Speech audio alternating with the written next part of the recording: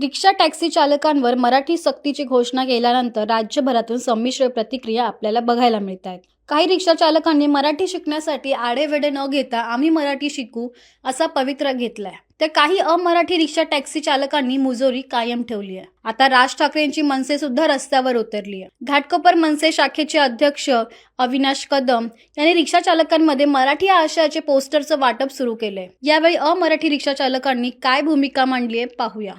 नमस्कार, मी मनसे शाखाध्यक्ष अविनाश रघुनाथ कदम.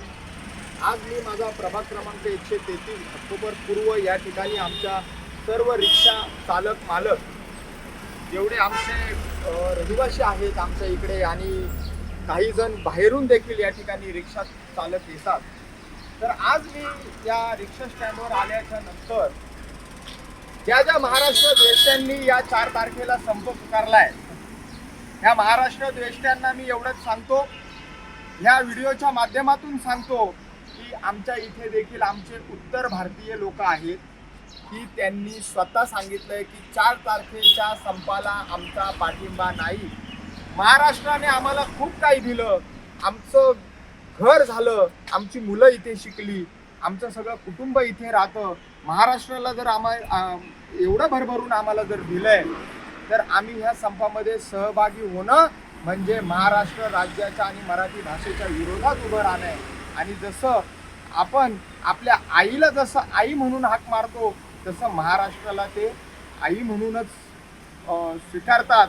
आम्ही आल्यानंतर मी खरं तर या ठिकाणी जेवढे आमचे रिक्षा चालक यांना स्टिकर लावण्यासाठी आलो होतो, परंतु एवढा प्रचंड प्रतिसाद या ठिकाणी मिळतोय की प्रत्येक आमचा रिक्षा चालक या ठिकाणी रिक्षा थांबवून आमच्याकडून स्टिकर घेतोय आणि हा स्टिकर लावतोय. ह्या स्टिकरवर लिहिलंय, मी मराठी बोलतो, मला मराठी समजते, या माझ्या रिक्षात बसा. तुम्हाला काही समस्या आहे का? मला काही समस्या नाही आहे. मी युपीचा आहे, आजमगड डिस्ट्रिक्ट. पण माझ्या म्हणणं असं आहे की सगळ्यांना बोलायला पाहिजे. आम्ही इथं राहतो, खातो, कमवतो, पण बोलायला काय हरकत आहे? बोलायलाच पाहिजे. आता हे एक गोष्ट आणखी आहे.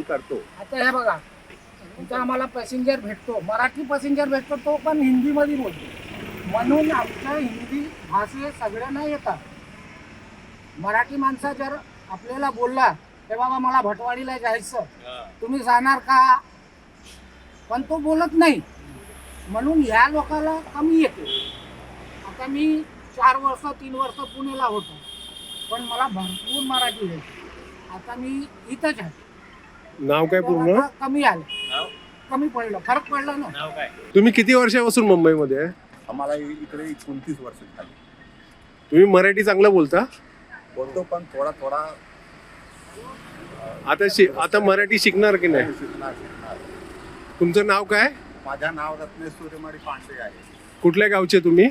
आम्ही प्रयागराज, उत्तर प्रदेश.